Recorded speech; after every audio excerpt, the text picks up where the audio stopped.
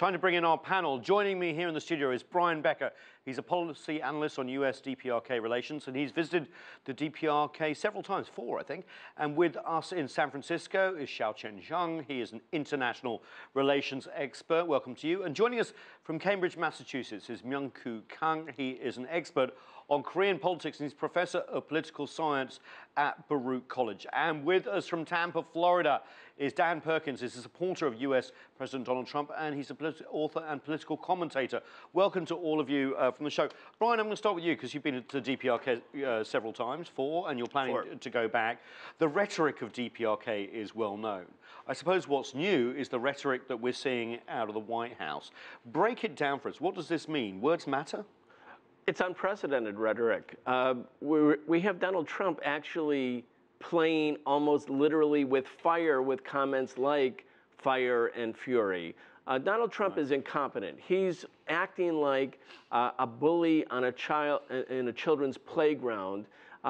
What will he expect to happen? Will North Korea's knees start to shake? I mean, they fought a war with the United States, and they actually defeated the United States when the United States miscalculated and tried to drive North Korea completely into non-existence by pushing up to the Yalu River in China. Right, then China and North Korea guerrillas pushed back.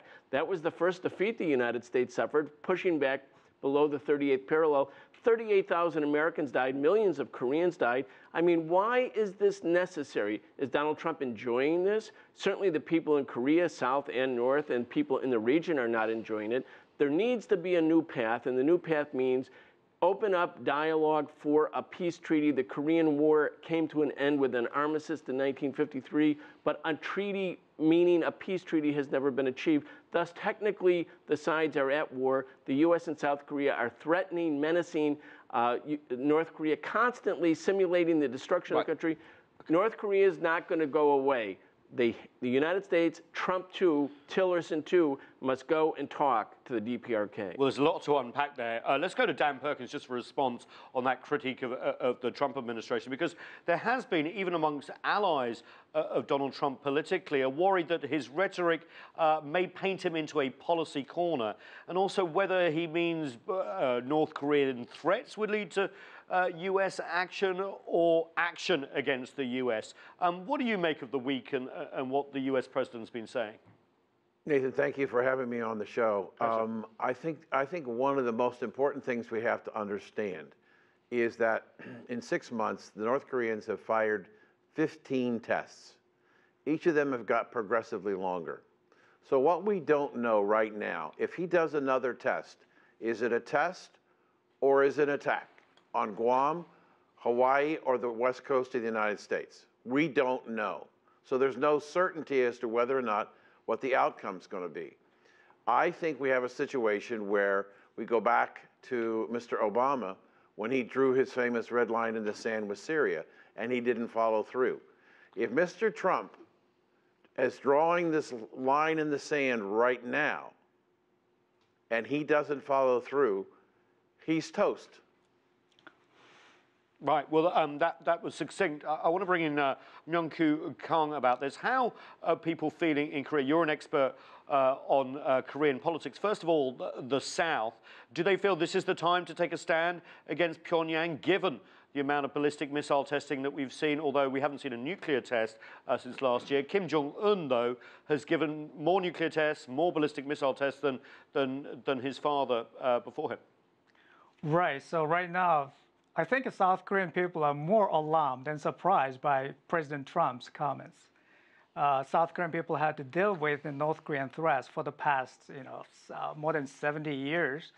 So it's a kind of chronic. And the North Korean rhetoric is also quite usual. For instance, in 1994, North Korean regime used the sea of fire, and then repeatedly used the same, expression. The Seoul area will be a sea of fire, and if any kind of aggressive attempts happen.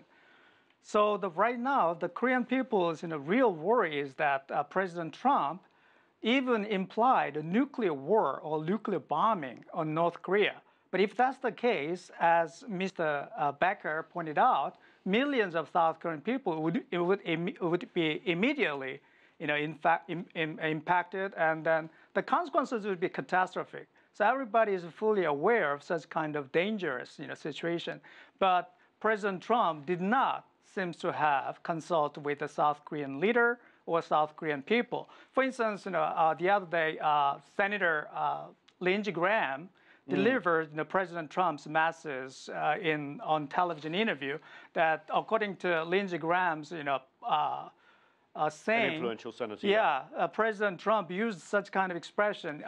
If war happens, it will happen there, over there on the Korean Peninsula, not here. And 1,000 people may die, but not American people here, kind of. So most South Korean people are fully aware of such kind of really, unbelievable kind of, comments coming from the American president. And the United States is the most important ally to South Korea. So, in a sense, President Trump is creating a kind of, credibility crisis on the Korean Peninsula to the Korean people and then East Asia in general. I think that's a very serious problem. Thanks for that. Obviously, China's been watching this very closely. Xiaochen, Zhang, you watch international relations like the rest of us. Let me, before I ask you a question, read to you an op-ed, an editorial in the Global Times in the last 24 hours about China's stance and their potential neutrality here. China should also make clear that if North Korea launches missiles that threaten the US soil first and the US retaliates, China will stay neutral. But then goes on to say, if the US and South Korea carry out strikes and try to overthrow the North Korean regime change, and change the political pattern of the Korean Peninsula, China will prevent them from doing so. That editorial has been gone around the world and seems a very clear statement of Chinese policy. What do you make of that? Yeah, and I think that this is exactly the point, that at this time that, the crisis is accelerating now, and all parties really need to just come back to the table. And this, China just posed this double phrasing as the way to just address it, meaning that to have to face the nuclear and the missile test, and in the meantime that the other parties also restrain from using forces and to accelerate the situation. And of course that based on the China DPRK agreement in 1961, that China has obligation to just prevent North Korea if this they enter into a non-provocative war situation. But that's what the comment was about. But of course, if North Korea provoke that situation, that China will remain neutral. It's very interesting, Brian.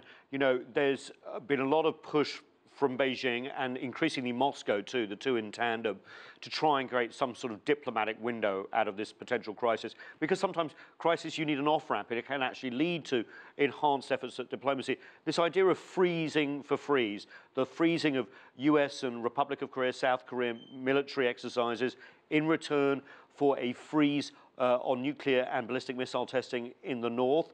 Is that a possibility given the rhetoric that we've seen over the last week? It's a very real possibility, because it is actually the offer that has already been made by the leadership of the DPRK. They did it in the last 2 years of the Obama administration, and right after Trump became president, they offered again. They said, we will have a moratorium on our missile tests and nuclear tests in exchange for you canceling, or not a cancel, moratorium on the war exercises that simulate our destruction. And yes, they're not just war games. They're huge, giant, maybe the largest war exercises in the world, and they literally simulate the destruction of North Korea, which was, for our audience, already destroyed during the Korean War. And the Koreans say, if you have a moratorium on that, we'll stop testing. And Obama said no twice. And then the Trump administration said no. And then the DPRK says, okay, we're going to keep going with our nuclear tests then, since you're threatening us. And then the United States government and the media, the corporate-owned media, says, see, North Korea is provocative. Well, is it provocative if they're actually offering to suspend a moratorium, thus, on their missiles in exchange for the end of these war exercises? I mean, Who wants war exercises right on their border? And by the way, North Korea's military budget is smaller than the New York City Police Department budget. Thus, they have a reason to be worried. Oh, well, they seem to be stretching it quite well with all their ballistic missiles. And those exercises, by the way, are actually due to start this month, which could be interesting.